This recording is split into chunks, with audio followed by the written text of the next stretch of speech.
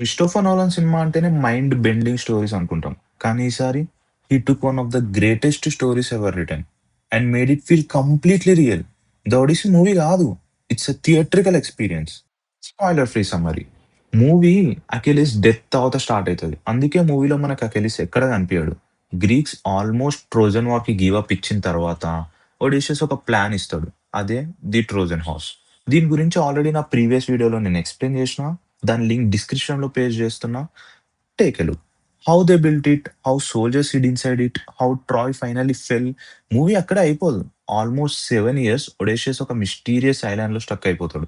Family గురించి, army గురించి, ఇంటి గురించి ఆల్మోస్ట్ అన్ని మెమోరీస్ మర్చిపోతాడు.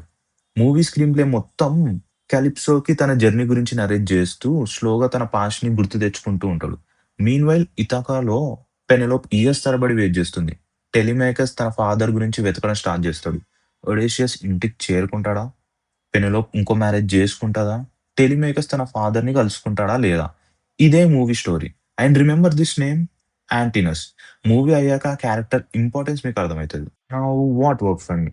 నాకు biggest plus the screenplay. 3 hours cinema అయినా ఒక్క సెకండ్ కూడా బోర్ అనిపించలేదు.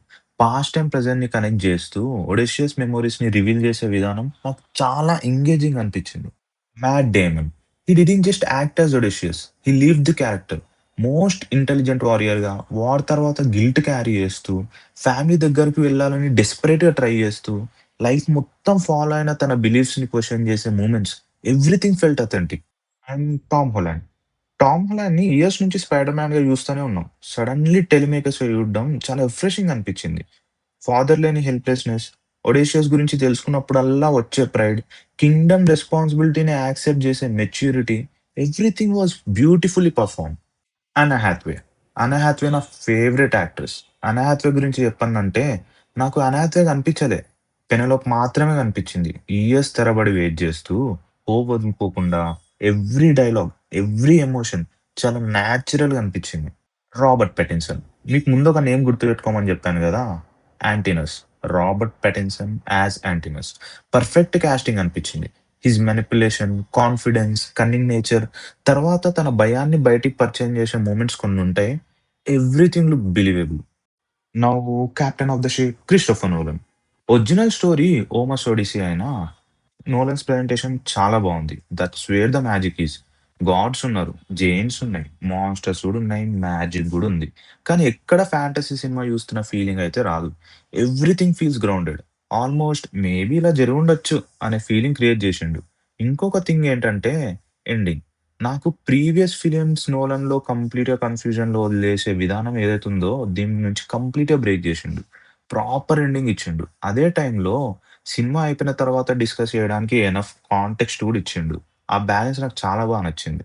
And what could be better?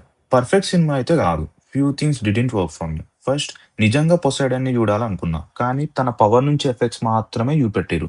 Second six headed monster sequence. ఏదో ఫ్యూ సెకండ్స్ అలా వచ్చి వెళ్ళిపోద్ది. మూవీలో అంత ఇంపాక్ట్ అయితే ఏం క్రియేట్ చేయలే ఆ సీక్వెన్స్. Third temptation sequence. ఇది కూడా అంతే. వెంటనే వస్తాయి. కానీ అసలెందుకొచ్చాయో, ఎందుకెళ్ళిపోయాయో కూడా తెలీదు. టెంప్టేషన్ సీక్వెన్స్ బుక్‌లో ఉన్నంత ఇంపాక్ట్ మూవీలో అయితే క్రియేట్ చేయలేకపోయిర్రు.